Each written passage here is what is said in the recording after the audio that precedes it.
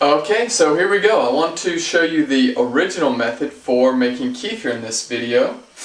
Alright, so we got our kefir right here.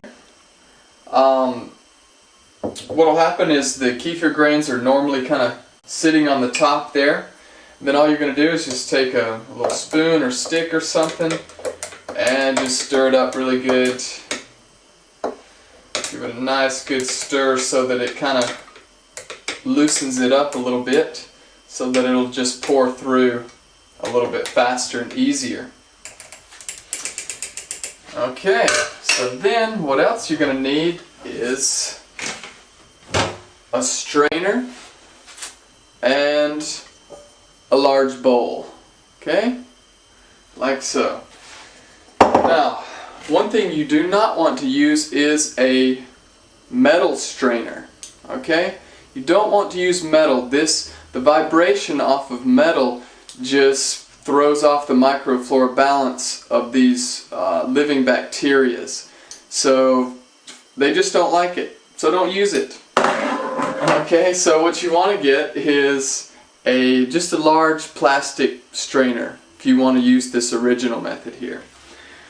Okay, and then now I would recommend doing this over the sink because most of the time as it goes through here it usually kind of splashes around everywhere and just gets pretty messy. So here we go. We'll see how this does today.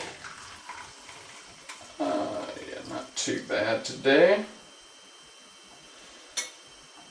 Wow. She did pretty good today on that one. But I normally don't use this method here. Then you got to sit here and tap on the strainer and, you know, get all this stuff loose. So that normally just is a little time consuming for me. But then right there, now you've got your kefir grains. Okay, and what you're going to notice over time, in the beginning that's going to go pretty fast, okay, when it strains through here.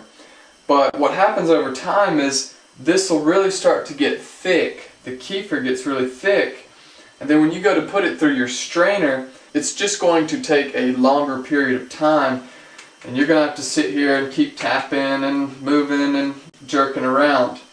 And that's okay, it works, but there is definitely a faster and easier way. Okay, so now we'll just set that off to the side, and then you take an empty glass jar like so, and then let me see if I can do this without spilling it. I usually never can get this right, but here we go. Ah! Damn it. Oh, I suck at that. But, so, like I said, I don't even do it like this, so that's my excuse. What's yours? Okay, so now you've got your kefir and it's ready to sit and go through its fermentation process.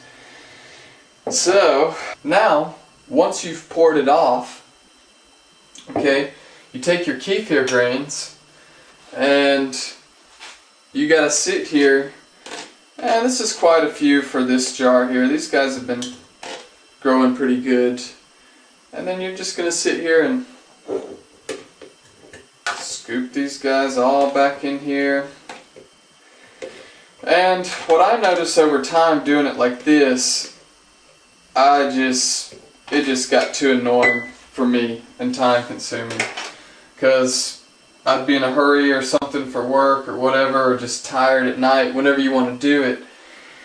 And just sitting here messing with all this stuff, I just got annoyed. So then what you'll do is, once you got your kefir grains back in there, you're just going to pour your milk back on top and let it go again through the process.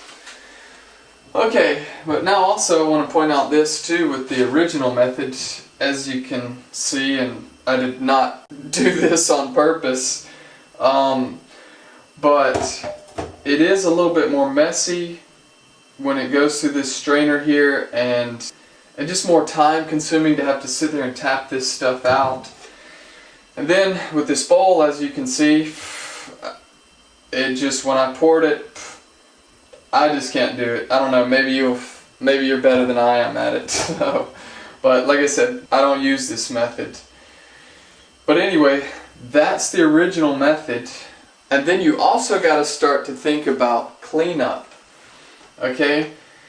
So now we got this extra strainer in here, and you got to wash all this out, wash out this bowl, and then just clean up your area here, the mess that you've kind of made from the splashes and stuff. So over time, what will probably happen, or what happened with me, was I just got too annoyed and kind of fed up and just sick of coming in here and doing this process. Now, I know, call me lazy, but when I do this, I just wanted to come in here, get it done, and get out of the kitchen. I didn't want to hang out in here all day and be tapping and trying to get all the grains back in their jar. And so I invented a new method through several trials and error, and it is definitely much faster, much cleaner, and much easier than this.